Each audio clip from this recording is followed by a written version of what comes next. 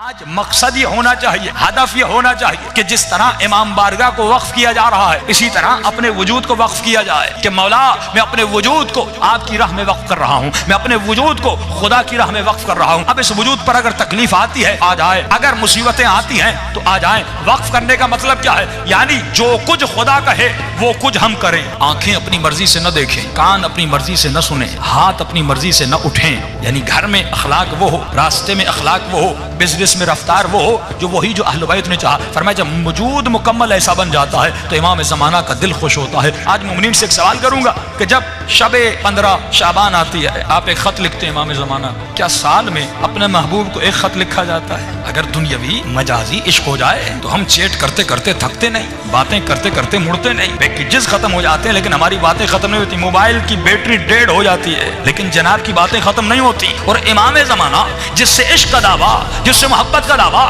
اسے سال میں ایک خط۔ یہ تو امام نے کہا مجھے لکھو تاکہ شیعوں کو سکھائیں کہ جو تو خط لکھتا ہے مجھ تک پہنچتے ہیں۔ امام تو ہماری باتوں کو سن رہے ہیں لیکن مولا نے یہ کیوں کہا کہ مجھے خط لکھو؟ اس کا مطلب مولا اپنے چاہنے والوں کو ٹرینڈ کروانا چاہ رہے تھے، کیونکہ خط لکھنے سے پہلے زمانے میں جب مولا نے کہا تھا وہاں پر صرف خط کا ذریعہ تھا، ای میل تو نہیں تھا، فون تو نہیں تھی۔ اس وقت تنہا ذریعہ ارتباط جو انسان آپ سے دور ہوتا ہے آپ اسے خط لکھتے ہیں، اس کی ایڈریس پر خط بھیجتے ہیں۔ تو مولا نے کہا مجھے خط لکھو تاکہ پہلی بات تو تجھے یقین ہو جائے تیرا کوئی مولا ہے جو تمہارے خطوط کو پڑھتا ہے، جو تمہارے خط کو دیکھتا ہے، تاکہ یقین ہو فزیکلی ایک ارتباط ہو تمہارا امام زمانہ کے ساتھ۔ کیونکہ آپ کبھی ایسے انسان کو خط نہیں لکھتے جس کا وجود ہی نہ ہو، جو مر چکا ہو اس کو کبھی خط نہیں لکھا جاتا۔ خط اسے لکھا جاتا ہے جو زندہ ہو، خط اسے لکھا جاتا ہے جو آپ کا خط پڑھے۔ تو سال میں ایک مرتبہ مولا نے اپنے شیعوں کو ایک ٹریننگ دی کہ مجھے خط لکھو تاکہ ایک تمہارا فزیکل کنیکشن بنے اپنے مولا کے ساتھ۔ لیکن علماء فرماتے ہیں یہ خط کا سلسلہ، یہ ارتباط کا سلسلہ روزانہ اپنے مولا سے ہونا چاہیے۔ جس طرح تو اپنی ماں سے محبت کرتا ہے، اپنے باپ سے محبت کرتا ہے، اپنی بیوی سے محبت کرتا ہے یا مجازی عشق میں مبتلا ہوتا ہے، تو کتنا کنیکشن میں رہتا ہے، کتنا ارتباط میں رہتا ہے، اسی طرح ہر شیعہ کو اپنے مولا کے ساتھ ارتباط میں رہنا چاہیے، کنیکشن میں رہنا چاہیے۔ اب مولا کے لیے کیا کرے؟ فرمایا صرف خط لکھنا ضروری نہیں، روزانہ رات کو بیٹھو، نماز تہجد کے عادی بنو، آدھا گھنٹہ اپنے مولا کے لیے نکالو، 15 منٹ نماز تہجد پڑھیے۔ دیکھیے صبح کی نماز کے لیے تو ویسے اٹھتے ہیں آدھا گھنٹہ پہلے اٹھ جائیے، لیکن یہ شیطان کتنا ملعون ہے، ہمیں آدھا گھنٹہ عبادت کرنے نہیں دیتا۔ تو آپ کبھی سوچئے جو شیطان اتنی عظیم ترین عبادت سے روک رہا ہے یقیناً اس عبادت کا مرتبہ بہت بڑا ہوگا، تبھی وہ پوری طاقت لگا دیتا ہے، اس عبادت سے روکتا ہے۔ علماء فرماتے ہیں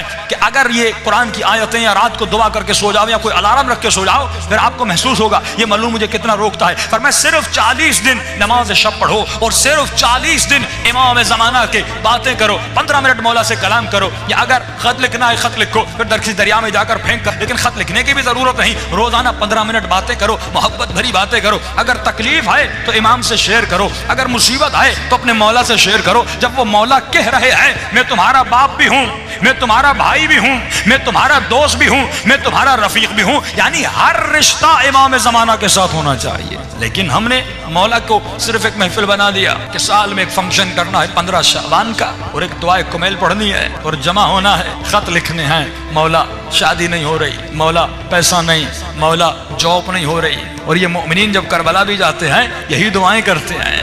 تو کبھی سوچئے امام بھی کہتے ہوں گے تو جب بھی آتا ہے کچھ مانگنے آتا ہے، جب بھی گئے مانگنے گئے، کا فرمایا کبھی کچھ دینے بھی تو دیا کیا ہم نے امام کو؟ آج ہم نے اپنے آقا کو کیا دیا؟ مولا فرماتے کچھ دینے بھی کبھی بیٹا مانگتا ہے، کبھی اولاد مانگتا ہے، کبھی کیا مانگتا ہے، کبھی کیا مانگتا ہے، کبھی اپنے آقا کو کچھ دینے مولا کیا آپ کو پیسے چاہیے؟ فرمایا مجھے پیسوں کی ضرورت نہیں۔ مولا کیا آپ کو مال چاہیے؟ کیا آپ کو دولت چاہیے؟ کیا آپ کو گھر چاہیے؟ فرمایا نہیں، مجھے تو چاہیے، مجھے تو چاہیے۔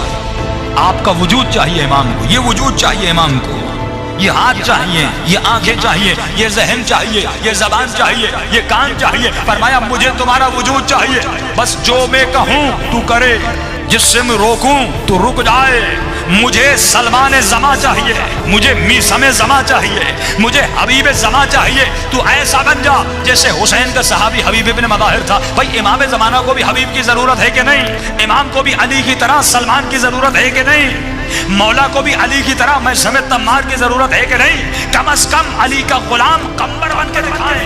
کیا مولا کو کسی قمبر کی ضرورت نہیں؟ کا ضرورت ہے.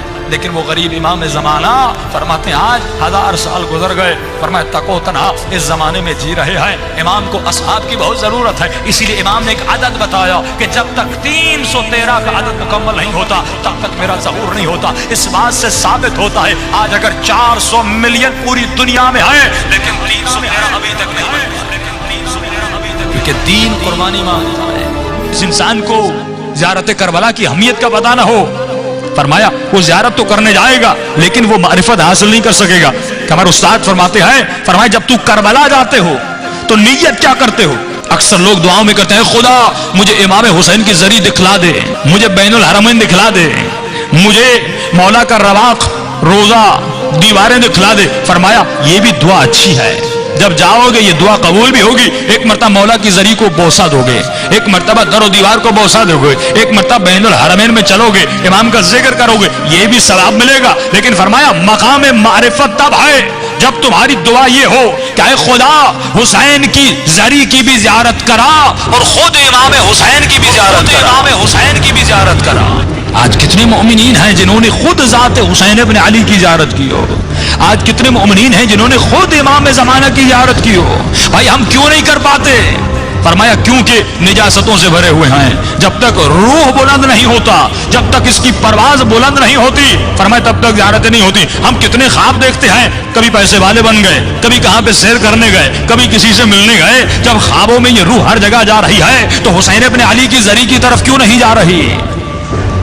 جب کہ عشق بھی ہے. پچھلے سال میں نے ایک مثال دی تھی نا، اگر کوئی بچہ کراچی سے آسٹریلیا چلا جائے پڑھنے کے لیے اور 1 سال گزر جائے، اپنے والدین کو فون نہ کرے، ای میل نہ کرے، کوئی میسج نہ دے، 1 سال کے بعد واپس آئے اور اپنی ماں کو کوئی اماں میں آپ سے بڑی محبت کرتا ہوں، بابا مجھے آپ سے بڑا پیار ہے، تو باپ کہے گا تو جھوٹ بول رہا ہے. اگر اتنی محبت تھی تو نے کوئی SMS نہیں کیا، تو نے کوئی ای میل نہیں کیا، پورا سال گزر گیا تو نے مجھے ایک فون تک نہیں کیا، تو جھوٹ بول رہا ہے. محبت کا تقاضا ہے کہ ارتباط ہونا چاہیے، محبت کا تقاضا ہے کہ رابطہ ہونا چاہیے، محبت کا تقاضا ہے کہ دیدار کا تقاضا ہو کہ جس سے انسان محبت کرتا ہے اس سے بات کرنا چاہتا ہے، اسے دیکھنا چاہتا ہے، اسے گلے لگانا چاہتا ہے. فرمایا یہ محبت کا تقاضا ہے. تو یہ کیسا شیعہ ہے کہ 60 سال گزر گئے لیکن ابھی تک اپنے مولا کو نہیں دیکھا؟ یہ کیسا شیعہ ہے کہ 25 سال زندگی گزر گئی لیکن ابھی تک اپنے امام زمانہ کے چہرے کو نہیں دیکھا؟ ہم دنیاوی محبت جس سے کرتے ہیں، کتنے SMS کرتے ہیں، لیکن وہی مولا،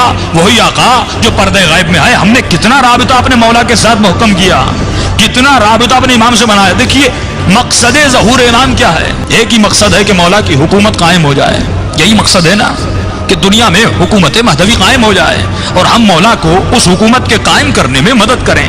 کہ دعا کرتے خدا ہمیں امام کے آوان اور انصار میں شریک فرما. انصار یعنی مدد کرنے والا.